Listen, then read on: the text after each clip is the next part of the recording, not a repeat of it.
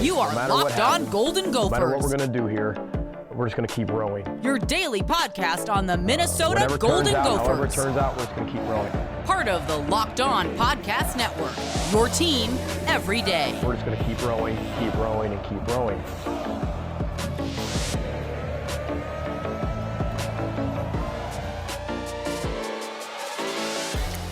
You're listening to Locked On Golden Gophers, part of the Locked On Podcast Network, your team every day. It's Kane Rob, host of the podcast, and we are joined by friend of the show, Alex Micheletti, back again, here to talk some Gophers hockey. It's been a minute since we've had a little bit of hockey talk on the show, but we can't exclude it by far. We cannot do that in the state of hockey. So glad to have you back on here, Alex. Yeah, thanks for having me back on, Kane. This is the best time of the year. We got the last couple of regular season games, and then playoff hockey. It gets intense, and there's conference titles on the line, and bragging rights for that, and getting a high seed in the NCAA tournament. Hockey NCAA tournament's different than basketball. It's not 68 teams in college hockey. It's 16, so it's a dog eat dog world, and there's a big fight to get in that top 16. Yeah, no, and then let's talk about some of those repercussions, because the Gophers, they kind of dropped a big one this last weekend versus Wisconsin. I mean, not only did they lose the streak of 6 straight games trying to go to 7, but they probably lost to a team that they shouldn't have, and they could have had a chance to really lock up that Big Ten early. So what do you think really went wrong in that game against Wisconsin, officially ending the streak? Yeah, it was a weird game. They had a goal disallowed for too many men, and that would have made it a tie game. And then a couple minutes later, Wisconsin scores again and makes it 3-1. And so, I think they got frustrated by that. And just, Wisconsin is playing spoiler. They're last in the Big Ten, and so they're just playing for pride at this point and trying to frustrate their opponents by winning. And it's a rivalry game too, so those guys get way more amped up for the border battle than anything, for sure.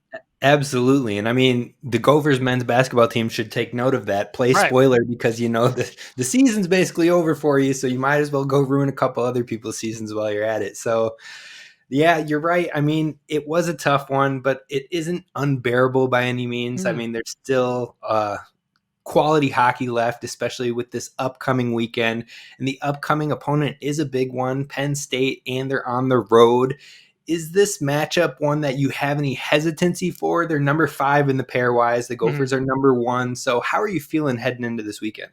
Yeah, it's going to be interesting. I mean, we kind of talked before the start of the pod. The Gophers have 2 major injuries, at least for this weekend, and maybe for the last couple of games, but hopefully back for playoffs. In Brock Faber and Ryan Chesley are out. It's going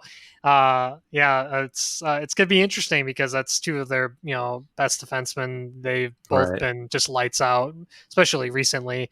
And they're going to have to do it without him. But, they've done it without Faber before, when he, last year when he was at the Olympics, and, they've dealt with guys, that have been gone when the World Juniors happened. So it's just, guys are going to have to step up. A guy like Carl Fish will get into the lineup, and we'll see. The way Justin Close has been playing, you can't bet against that guy. He's been lights out in that. And so, it's going to be exciting weekend of hockey. I mean, that Pagula, arena gets rocking, and they have a really awesome student section. And so I'm expecting some, really, high intense hockey this weekend, so it should be fun. Right. And I mean, Penn State, I believe, if I recall correctly, is an older team too, so they've got a lot of experience on the squad.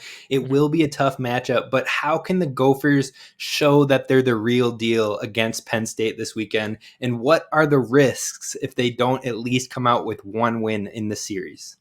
Yeah, I mean, all they need is one more win to win the Big Ten regular season title. So if it doesn't happen, this weekend, if they can get it next weekend, or if Michigan loses, they're playing Ohio State right now for, I don't know why they're playing on a Thursday, but if Michigan loses just one game, then the Gophers can clinch a title without even having to win. So yeah, it's just maintaining that number one overall seed. You don't want to lose that. But either way, you're still, I think there's pretty much a lock to be a number one seed. And for them to win, their top line has been absolutely dominant. So just go out and get that top line going and get an early goal, because when you can get an early lead like that on the road and quiet the student section, it's it gives you all the momentum in the world. And then your opponent might take a dumb penalty, and then you get on the power play and increase it to 2 or 3. So yeah, it's all about trying to get that early lead on the road. For sure. And speaking of momentum, how big would it be if the Gophers can't capitalize on these final 2 weekends? Let's say, they walk away with 2 wins, 2 losses, but does that change the momentum? Does the injuries that they have on hand, does that worry you at all heading into a Big Ten tournament, heading into an NCAA tournament where you really want to be peaking at this point, as opposed to maybe finding some stagnation? How concerned would not closing out strong be to you, in your opinion?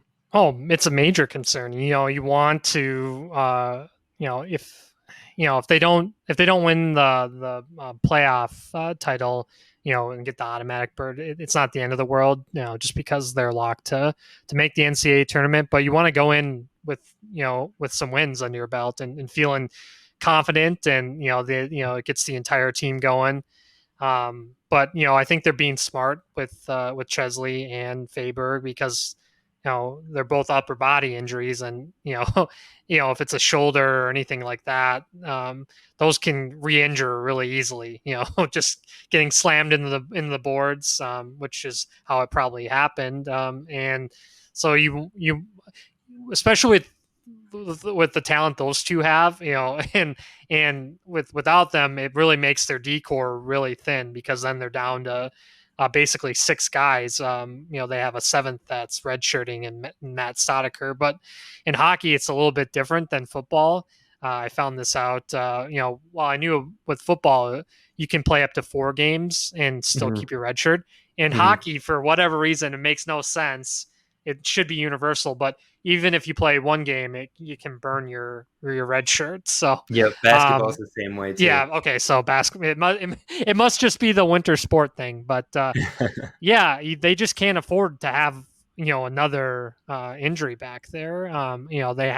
They do have the best D-core in the country, but you want to have all those guys playing, because playoff hockey, we see a lot of high scoring in the regular season, but it's in playoffs. It's the same thing in the NHL. Everything gets tighter. The refs aren't calling as many power plays, and so yeah, it gets intense, and you want to have your full squad. And with a D-core like that, it's going to be very tough to score against them, and in the way Justin Close is playing too. Yes, I love it, and I'm excited. I mean. So I haven't been a huge hockey person. I'm trying to get into it.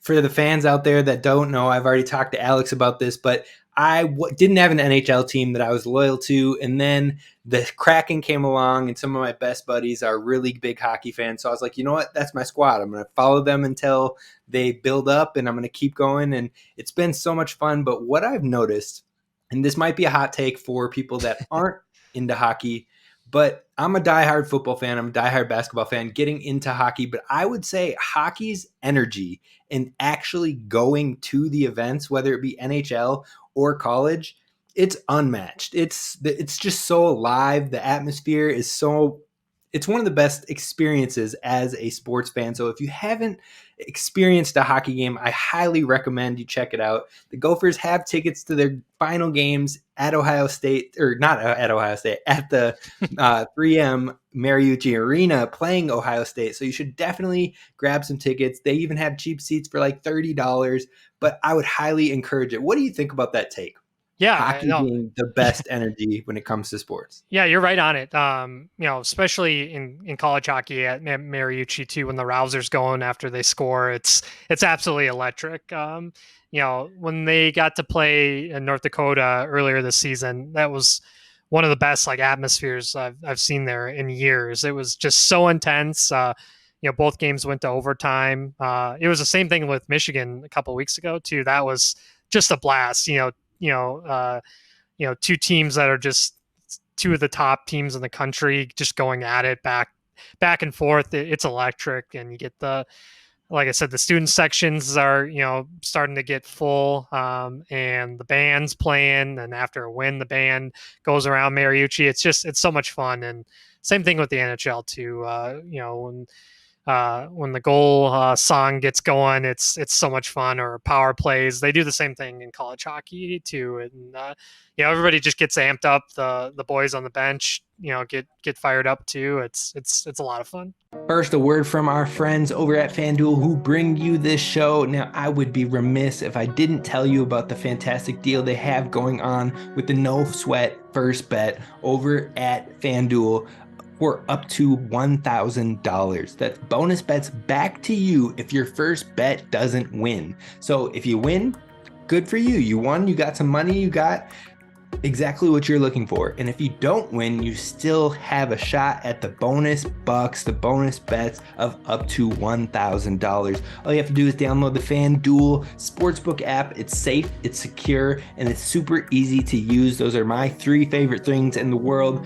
So definitely check it out. You can look at spreads, you can look at money lines, you can look at total score, you name it. Plus they have player props with points, rebounds, assists for the NBA because it is NBA season and we're starting to get to the All-Star break, and what comes after that? The playoffs. So definitely head on over to FanDuel.com/lockedon to take advantage of the no sweat first bet. Again, that's FanDuel.com/lockedon, and you will get that no sweat first bet up to $1,000 in bonus bets. Make every moment more with FanDuel, official sports betting partner of the NBA. Yep, I'm right there with you. And so let's talk about the Big Ten tournament. What are your expectations there? What are you realistically expecting from the Gophers, barring health, barring something disastrous? If this Gophers team heads into the Big Ten tournament fully healthy and ready to go, what are you expecting? Yeah, I'm expecting a Gophers-Michigan showdown. Michigan's hot on the Gophers' heels. They've been playing amazing hockey of late. That's a team, Wolverines, that you don't want to play in the NCAA tournament just with all the talent they have, and Adam Fantilli and Luke Hughes, all those guys. So I'm expecting a showdown against the Gophers, and that's the matchup I want to see at least. It'd be so much fun. I think the Gophers can, I think they'll win the title, but like I said, Michigan's going to be right there, and Ohio State's playing really good hockey too. So it'll be a fun preview in a couple weeks at Mariucci to see if they do play the Gophers in the Big Ten playoffs too. So it'll be fun. Yeah, it would be fun if there was just this reinvigorating of the rivalry between Michigan and Minnesota. Mm-hmm. We saw it this last series here at Mariucci Arena where it was sold out. It was overtime games. It was a lot of fun. Then you talk about a Big Ten tournament, possibly those two matching up. Then what if they match up in a final in the NCAA championship? Talk about reigniting something where fan bases will probably develop more disdain and hatred for each other, but it would really light up the hockey world, and I think that would be amazing for the sport. Yeah, 100%. The unique thing about college hockey is a lot of, with Michigan and Minnesota, they get a lot of their recruits from the under 18 national team, that's based out in Michigan there. And so these guys grow up, playing against each other all the way through, and that gets to college hockey, and that's where it is the highest intensity, because these guys are preparing to, play in the NHL. And so they want to, show that, these NHL teams, they drafted them for a reason and they have to perform, at the college level, to get them ready to play against men in the NHL. So yeah, it's intense. It's so much fun. The games are, with the introduction to film, the scouting, it's that's why these games are so close, because all these teams know what their bread and butter is, and it just comes down to little turnovers here or there, mental mistakes if guys are out there too long on the ice, and that's when you see the puck go the other way, and breakaways, and there you go. One of the teams is up, or wins a game in overtime. So that's what's so much fun about hockey, is it's so fast. The hits are just insane. Like I said, we on the last episode, when the Gophers played Penn State, Logan Cooley got checked in through the ice, or and the ice shattered. I'd never seen that in a game at Mariucci. So it's been a fun season for sure. Speaking of aggressiveness and Logan Cooley, that was one thing that kind of stood out to me. I went to one of the Michigan games. Mm-hmm. He wants all the smoke. He's ready to go at it with anybody. I love the tenacity. I love just like, you would think maybe a top pick in the NHL draft, he'd be like maybe reining back because he doesn't want to get into any injury situations or anything like that. But it truly feels like he is out there diehard for his team, not backing down from anybody. And I absolutely love it. Yeah, you don't really see that intensity from like a top 5 pick in the NHL. He's 18 years old. He'll take on anybody. That's what I love watching him play. And another unique thing with college sports too, he's from Pittsburgh, and so he turned down Penn State, and he actually was originally committed to Notre Dame and decommitted, and then Minnesota recruited him. So it's just funny because a lot of these coaches are recruiting the same kids, and so when they turn down, that adds to the intensity and the rivalries. And so, yeah, I love it. I love when, these guys play with intensity. It's the same thing with Adam Fantilli with Michigan. They played Michigan State last week, and he got in a fight and got kicked out of the game, and he was giving it to the crowd. It's fun. It's you love seeing those guys play with passion for their school, and they want to one up their fellow teammates or guys they're going against. And like I said,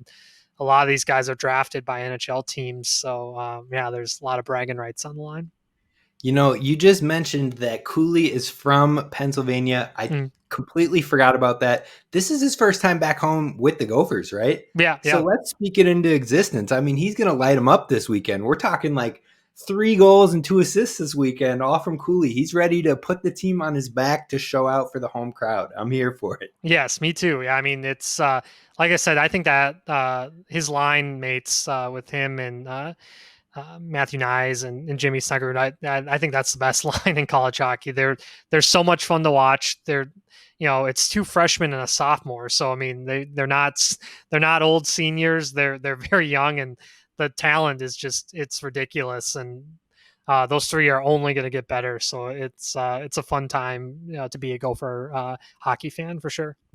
Absolutely. Now let's talk about this award. Let's talk about the Hobey Baker Award. Mm-hmm. First of all, I want you to let casual hockey fans that are just tuning in for the first time, maybe the second time, and they're like, I want to get into it, but I don't know enough about it. What is the Hobey Baker Award? And also, do you think any of the Gophers players that are nominated have a real chance at it? Yeah, so the Hobey Baker Award, it's the equivalent to the Heisman Trophy in college football. It's college hockey's version of that. Very prestigious award. Last year it went to Dryden McKay at goalie at Mankato. And so, that was a surprise. Usually you see a forward win it. But yeah, it's going to be very close. There's so much talent in college hockey. The voters tend to pick seniors, but I mean, some of the guys that are going to be up for it are all like freshmen or sophomores. That entire Gopher top line could be finalists themselves. Those three, Michigan has, I mentioned Adam Fantilli. He's leading the country as a freshman in scoring, which is just insane. And Luke Hughes, who has two brothers in the NHL, New Jersey Devils draft pick, and Logan Cooley, Brock Faber. I mean, Justin Close could win it too. So, I mean, just all those names alone, and just on the Gophers in Michigan, it's insane how much talent there is in Big Ten hockey. So I think, I think the Gopher, somebody from the Gophers definitely has a great chance at winning it. But I like I said, I'll probably be two Michigan guys and a Gopher guy. That's what I'm thinking. Are the three finalists. Gotcha. Yeah, no, the Hughes family, man, they're just like the holy family of hockey right now. It's crazy. Yeah. I just went to the Devils game. I was sad that Jack Hughes was out with injury, but it'll be fun to continue to see those guys develop. Now, I'm not here to praise or worship or give any hype to any other players outside of the Gophers, so I'm moving past them. Sure. Congrats, Hughes family, but we're moving on. Yes. I want to know personally for you, Alex, who have you been most impressed with on the Gophers team this season? Yeah, Logan Cooley. I mean, I knew he was great. I got to see him. They had his national team played the Gophers last winter, and so I got to see him then, and all those Jimmy too, and Chesley, and I knew he was good, and he's just turned it on since then, and he's proven why he was a top 3 pick in the NHL draft this past summer. He's just so impressive. Another guy that I actually think has had a heck of a senior season too has been Jackson Nelson. For the Gophers, to go far, they need their older guys, to help the younger guys too. Especially like I said, playoff hockey, it gets more intense, and he didn't get drafted. He had. He's one of the highest scoring Minnesota high school hockey players of all time, Jackson Nelson. He came from a small, town in Laverne, Minnesota. And so, the competition wasn't great for who he played against. And so maybe that's what hurt him against, for getting drafted. But he's turned into a heck of a player, and I'm sure he'll be one of the top college hockey free agents after the NCAA tournament. And so those two guys, it's been a fun season. Just the depth has really shown for this Gophers team too. I mean, you got guys like Brody Lamb on the fourth line. He's definitely a lot better than that.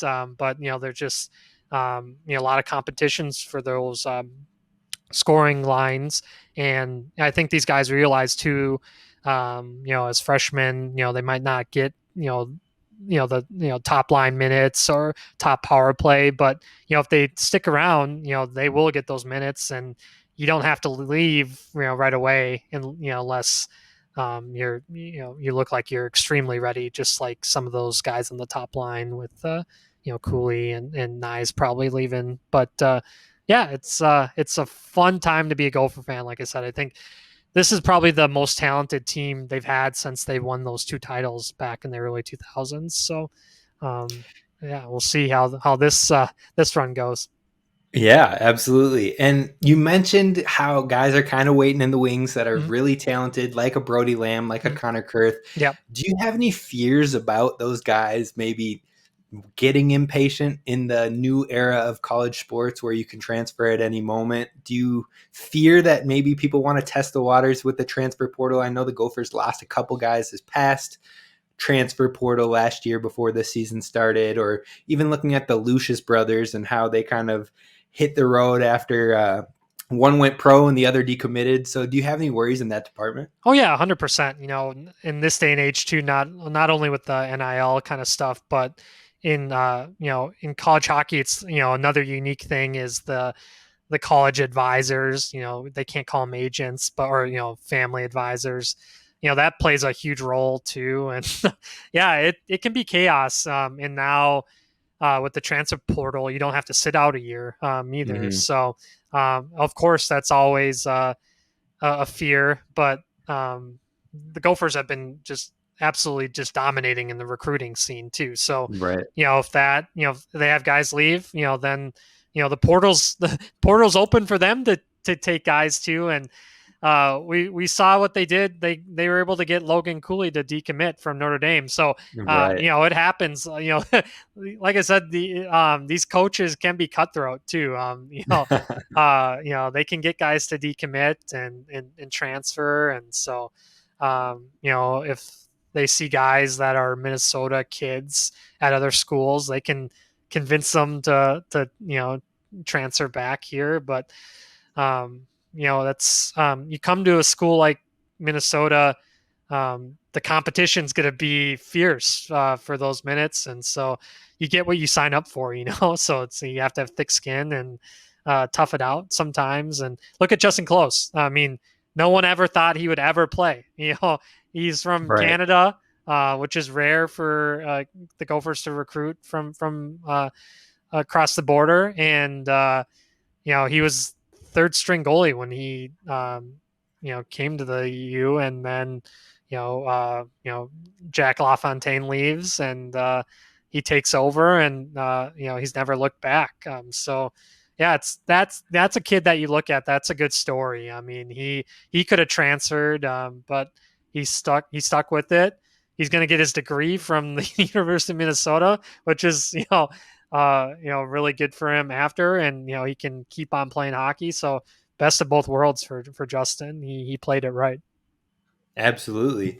All right, we got 3 final questions and we'll wrap this show up. The first one I want to talk about is, what is your gut feeling when it comes to Logan Cooley and Jimmy Snuggerud? Do you think they'll return for a sophomore season?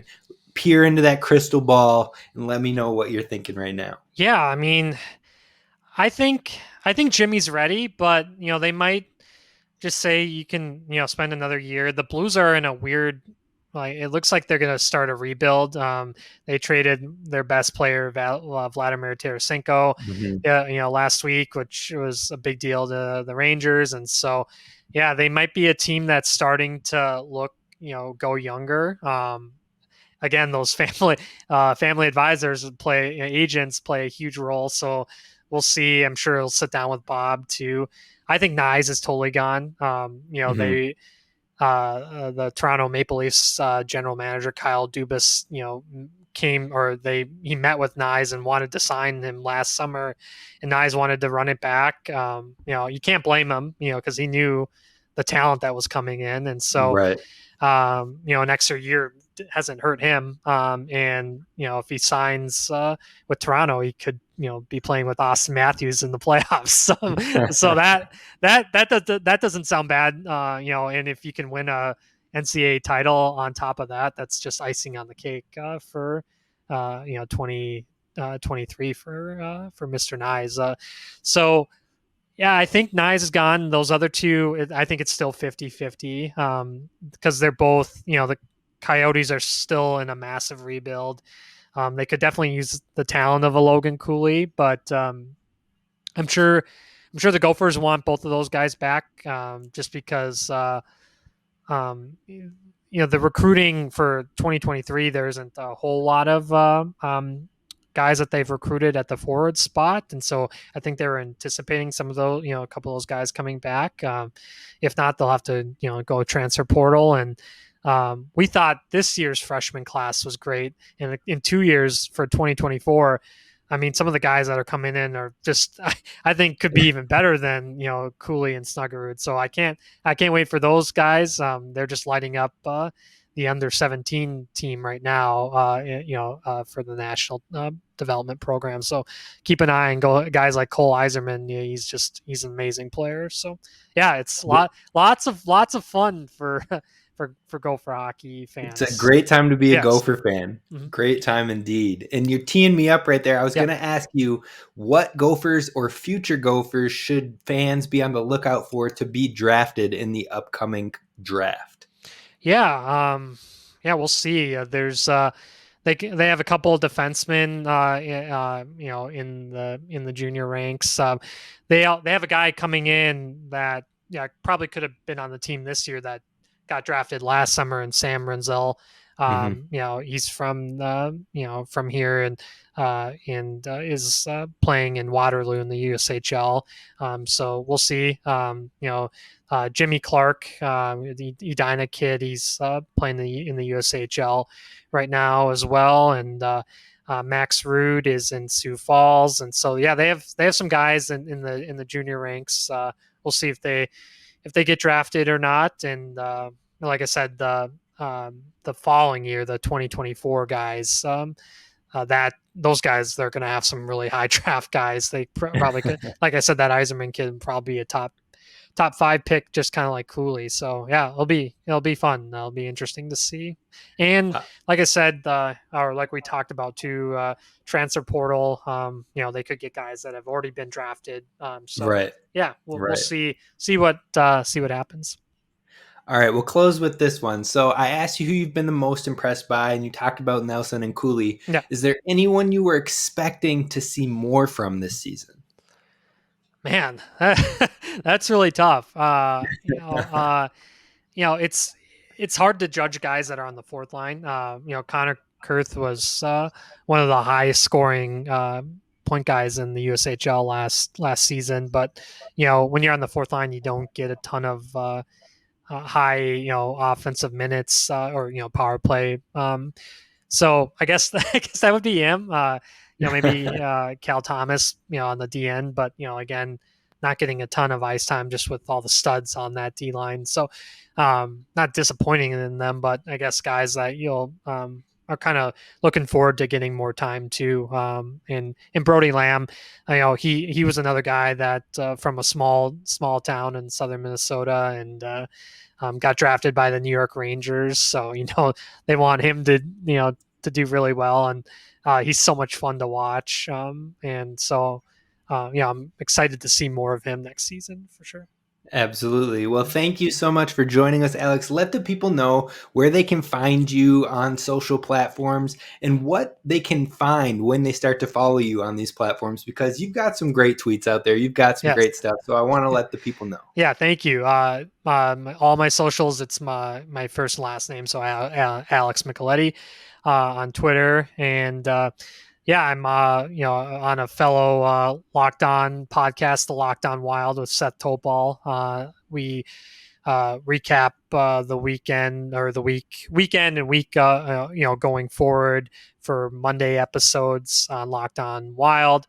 Also on another college hockey podcast, MNCAA, on the Soda Pod, we have all the Minnesota schools covered. Mainly mine is Mankato, just because I went to school there and worked for the team while I was in school. And we talk about Gophers, St. Cloud, Bemidji. So that's so much fun, and I love being on podcasts, talk about hockey. It's just the best.